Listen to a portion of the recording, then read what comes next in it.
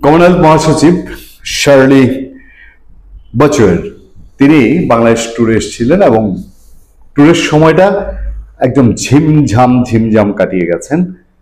যাওয়ার পর একটা ঝড় যে তুলবে এটা বোধহয় ডক্টর ইউনূস সরকার আগে থেকে কিছুটা টের পেয়েছিলেন। ফলে শার্লি বচওয়ের বাংলাদেশ ট্যুরের সময়টায় প্রথম 2 দিন এই সরকারের কোনো উচ্চবাচ্য নেই, তেমন কোনো আলাপ নেই, কোনো পত্রপত্রিকায় তেমন কোনো নিউজ নেই। 2 দিন ঝিমঝাম তিনি কাটিয়ে গেছেন। তারপর শেষ মুহূর্তে এসে তিনি যখন ডক্টর মোহাম্মদ ইউনূসের সঙ্গে দেখা করছেন, নির্বাচন কমিশনের সঙ্গে দেখা করছেন এবং বিএনপি, জামাত ইসলামী, এনসিপি এই রাজনৈতিক দলগুলোর সঙ্গে দেখা করছেন, তখন আর লুকিয়ে রাখার তেমন কোনো বিষয় ছিল না।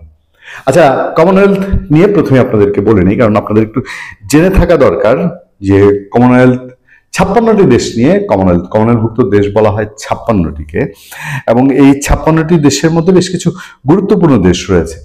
এবং তার মধ্যে ধরেন যে Bangladesh, Bharat, Canada, Australia, Nigeria, Papua New Guinea, Togo, এই দেশগুলো ছাড়াও আরো বেশ গুরুত্বপূর্ণ দেশগুলো রয়েছে।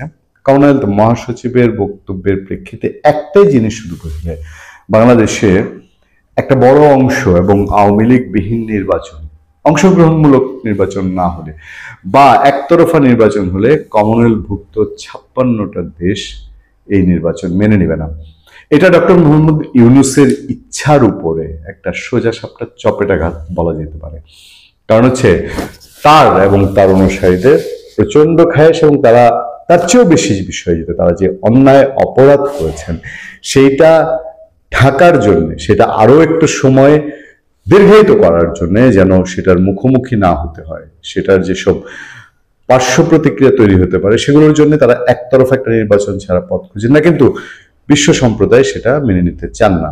আমি আরো বিশদে যাব, তার আগে আপনাদেরকে মনে করিয়ে দিই, আমি এর আগে বেশ কয়েকটি আলোচনায় বলেছি, 2-3টি আলোচনায় আপনারা বলেছি যে ইন্টারন্যাশনাল চাপ আস্তে আস্তে, নির্বাচন আসতে আসতে এবং ডিসেম্বরের 10 তফসিল ঘোষণার পরপর আপনারা আরো টের পাবেন।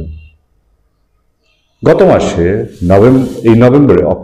অক্টোবরে যখন আন্তর্জাতিক আরো বেশ কয়েকটি সংস্থা বাংলাদেশে ঘুরে, তার মধ্যে আইআরআই সবচেয়ে ইম্পর্টেন্ট ছিল, এবং আইআরআই থাকা অবস্থায় আপনাদেরকে বলেছিলাম যে আইআরআই ফিরে গিয়ে স্টেটমেন্ট যা দিবে তা সম্পূর্ণ এই সরকারের ফেভারে যাবে। আইআরআই গিয়ে সেই স্টেটমেন্টে দিয়েছে যে স্টেটমেন্টে অংশগ্রহণমূলক নির্বাচন এবং আওয়ামী লীগের নির্বাচনের কথা বলা হয়েছে। কমনওয়েলথ বাংলাদেশে পা রাখার বিষয়ে গত পরশু আমি আপনাদেরকে বলেছি যে এইটা জানতেন কোনো বিষয় না, যে আসলেন, দেখলেন, ইউরোপীয় ইউনিয়নের মতন হাসি মুখে অনুদানের আশ্বাস দিয়ে চলে গেলেন, তা কিন্তু না। কমনওয়েলথের এই ট্যুরে, কমনওয়েলথ মহাসচিবের শার্লির এই ট্যুরে সবচেয়ে গুরুত্বপূর্ণ ঘটনা ঘটেছে। এই সরকার যাদেরকে অস্বীকার করে, একেবারে অপ্রাসঙ্গিক মনে করে, সেই আওয়ামী লীগকে কমনওয়েলথ তারা যে বাংলাদেশে বসে স্বীকৃতি দেয় সেটা একটা নজির পাওয়া গেছে। এবং তার মধ্যে আরো একটি ইন্ডিকেশন আছে যে আওয়ামী লীগের নেক্সট নেতৃত্ব কি। আওয়ামী লীগের পরে শেখ হাসিনা, শেখ হাসিনার পরে বঙ্গবন্ধু শেখ মুজিবুর রহমানের পরে শেখ হাসিনা, শেখ হাসিনার পরে তার 2 সন্তান সজীব ওয়াজেদ জয় এবং সাইমা ওয়াজেদ পুতুলের নাম শোনা যায়। কমনওয়েলথ কথা বলেছে ডিরেক্টলি শেখ হাসিনাও না, তার পুত্র সজীব ওয়াজেদ জয়ের সঙ্গে ভার্চুয়ালি সেই বৈঠক হয়েছে সরাসরি শার্লির সঙ্গে। কমনওয়েলথ বাংলাদেশে আরো 4টি রাজনৈতিক দলের মধ্যে জাতীয় পার্টির 2টি অংশ, আনিসুল ইসলাম মাহমুদের নেতৃত্বাধীন অংশ এবং মূল জাতীয় পার্টি বলতে যেটি পরিচিত জিএম কাদেরের জাতীয় পার্টি, সেই জাতীয় পার্টি, বিএনপি এবং এনসিপির সঙ্গে মিটিং করেছে। এর বাইরে তারা প্রয়োজন মনে করেছে আওয়ামী লীগের সঙ্গে কথা বলার, এবং আওয়ামী লীগ হিসাবে তারা সজীব ওয়াজেদ জয়, তিনি আওয়ামী লীগের বড় কোনো পদ পদবিতে না থাকলেও বাংলাদেশে ওই যে পরিবারতান্ত্রিক রাজনীতির যেই পরম্পরা, সেই পরম্পরায় সজীব ওয়াজেদ জয়ের সঙ্গে কথা বলাটা নিশ্চয়ই ইন্টারন্যাশনালি খুব সিগনিফিকেন্ট। শার্লি যখন বাংলাদেশে এসছেন, বাংলাদেশে আসার পরে তিনি একাধারে বহু মিটিং করেছেন, এবং সেই মিটিংগুলোর কমনওয়েলথ মহাসচিবের সঙ্গে এনসিপি নেতাদের বৈঠক হয়েছে। তারপর আপনার কমনওয়েলথ মহাসচিব শার্লি তিনি যেদিন ঢাকায় এসছেন সেদিনও পত্রপত্রিকায় নিউজ হয়েছিল, কিন্তু তিনি কখন কিভাবে এসছেন সেই ধরনের বিষয় ছিল না। 20 নভেম্বর তিনি 2025-এ ঢাকায় এসছিলেন। তিনি আর যে জায়গায় আমরা একটু ধাক্কা খেয়েছি সেই জায়গাটা হলো বাংলাদেশের প্রধান উপদেষ্টা ডক্টর মোহাম্মদ ইউনূসের সঙ্গে কমনওয়েলথ মহাসচিব শার্লি দেখা করার পর যে নিউজগুলো পত্রপত্রিকায় এসেছিল সেগুলো ছিল খুব ইন্টারেস্টিং। সেগুলোতে বলা হয়েছিল আসন্ন ত্রয়োদশ জাতীয় সংসদ নির্বাচন সুষ্ঠুভাবে আয়োজনের জন্য কমনওয়েলথের পূর্ণ সহযোগিতা কামনা করেছেন প্রধান উপদেষ্টা ডক্টর মোহাম্মদ ইউনূস সোমবার রাষ্ট্রীয় অতিথি ভবন যমুনায় কমনওয়েলথ মহাসচিব শার্লি আওয়ারকর বচুয়ের সঙ্গে এক বৈঠকে তিনি এই সহযোগিতা কামনা করেন। আমার কাছে নিউজগুলো আমি পড়ি আর আমার অনেকটা আওয়ামী লীগ যখন জাতীয় বিএনপি এবং জামাতে ইসলামী ছাড়া নির্বাচন করছিল এবং তখনও কমনওয়েলথের প্রতিনিধি দল বাংলাদেশে ছিল, আমার যতটুকু মনে আছে তারপরেও ছিল 5 জানুয়ারি 2024 পর্যন্ত কমনওয়েলথের প্রতিনিধি দল বাংলাদেশে আসা যাওয়া করেছে, আগে এসছে পরে এসছে।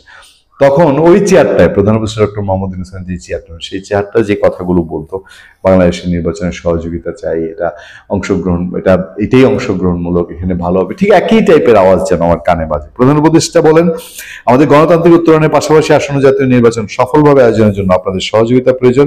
এই সময় ডক্টর ইউনূসকে আশ্বস্ত করে শার্লি বচুয়ে তিনি বলেন, কমনওয়েলথ বাংলাদেশকে নির্বাচন পরবর্তী উত্তরণ প্রক্রিয়ায় পূর্ণ সহায়তা প্রদান করে। কমন মহাসচিব বলেন, মানে এগুলো কিন্তু প্রেস উইং থেকে জানানো হচ্ছে ডক্টর ইউনূসের, খেয়াল করে রাখবেন এই জিনিসটা, যে কমনওয়েলথের 56টি দেশ যার মধ্যে G7 ও G20 সদস্য রয়েছেন, এর মাধ্যমে একে অপরকে সহায়তা করার অনেক সুযোগ রয়েছে। কমনওয়েলথ মহাসচিব জানান, তিনি দেশের প্রধান বিচারপতি, আইন উপদেষ্টা, পররাষ্ট্র উপদেষ্টা এবং প্রধান নির্বাচন কমিশনার সহ বিভিন্ন স্টেক হোল্ডারের সঙ্গে বৈঠক করেছেন।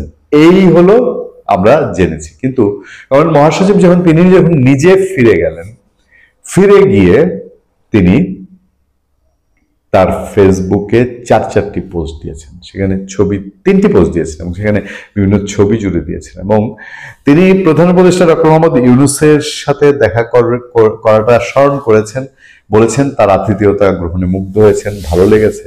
কিন্তু পরবর্তী লাইনগুলোতে তিনি বারবার বলেছেন যে বাংলাদেশ একটি অংশগ্রহণমূলক এবং পার্টিসিপেটরি গ্রহণযোগ্যতামূলক নির্বাচন চায় কমনওয়েলথ, এবং সেই গ্রহণযোগ্যমূলক নির্বাচন চায় বলে তারা যে এখানে আওয়ামী লীগের সঙ্গে মিটিং করে গেছেন, এটা নিশ্চয়ই সরকারের কানে অজানা না। এবার এইটা সরকারের কানে গেলে পরে বাংলাদেশে আওয়ামী লীগের সঙ্গে কেউ মিটিং করলে, আলোচনা করলে তার জন্য 14 শিখ একেবারে অনিবার্য।